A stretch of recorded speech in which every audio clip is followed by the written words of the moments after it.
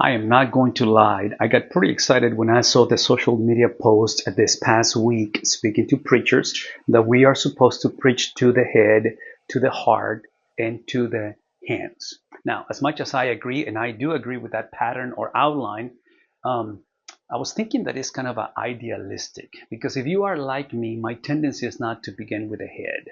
My tendency is to begin with the hands, especially in any scenario of spiritual endeavors, preaching, church, whatever the prayer, whatever the case may be. My tendency, especially on Sundays, is I'm looking at the preacher and I'm thinking to myself, preacher, just tell me what to do, hence obedience, because I'm willing to do it. And then somehow figure a way to make me want to do what you're telling me to do. Now, tragically, when we do that, and I think we all struggle with that, and we begin with the hands instead of the head, is that we're avoiding precisely to know who God is. And at the end of the day, what you want to do, instead of trying to find out who you are or to get the religion or the spiritual practices that work for you, you want to begin with who God is. Now, it begins with the head because the head is exposed to the text because the Bible reveals who God is.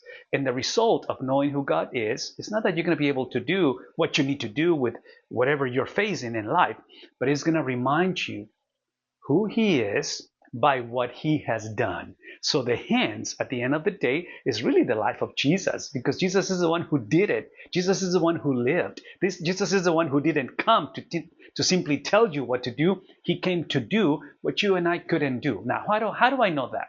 Well, here's why I know that. Because remember, we began with the head and we're supposed to move to the heart.